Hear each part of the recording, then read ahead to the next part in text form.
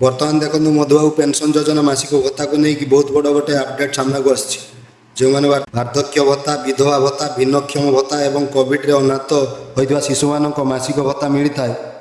यही भत्ता को नहीं बर्तमान बहुत बड़ गोटे खुशी खबर रही जहाँकि माननीय मुख्यमंत्री मोहन चरण माझी घोषणा कर तो ये कौन रही संपूर्ण अपडेट आसतु वीडियो माध्यम जाना ता पूर्व जदि आप चैनल को नुआ देखुं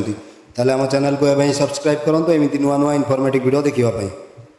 माननीय मुख्यमंत्री मोहन चरण माझी भत्ता को नहीं बहुत बड़ गोटे घोषणा कर मधुबाबू पेंशन रे जो भत्ता मिलता है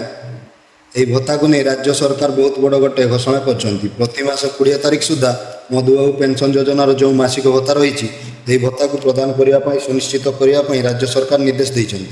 या सहित बीजेपी सरकार तरफ जहाँकि निर्वाचन इस्ताहार में मासिक सर्वनिम्न 3000 टଙ୍କା भत्ता देवाई प्रतिश्रुति देते राज्य सरकार अर्थ सचिव मधुबाबू पेंशन योजना को जारी रखापी जहाँकि 3000 टଙ୍କା करने बहुत बड़ गोटे बैठक चली। बैठक में मधुबाबू पेंशन योजना को नहीं बहुत बड़ गोटे निष्पत्ति आसीपे बोली अपडेट रही। तेज जो मधुबाबू पेंशन योजना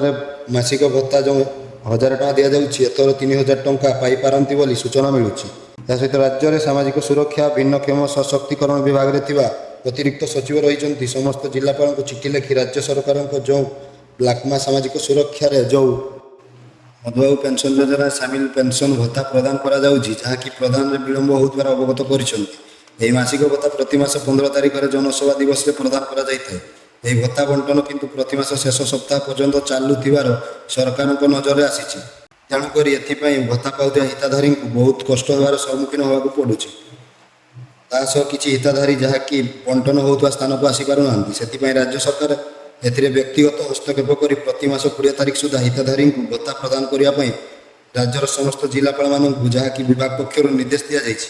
मधुबाबू पेंशन योजना वार्धक्य भत्ता विधवा भत्ता भिन्नक्षम भत्ता और कोविड अनाथ शिशु एवं कोविड अनाथ होता शिशु मान भत्ता दि जाए। सबू भत्ता जहाँकि 20 तारीख सुधा राज्य समस्त हिताधारी पाखक पहुँचापी राज्य सरकार समस्त जिलापाल मानू निर्देश देते।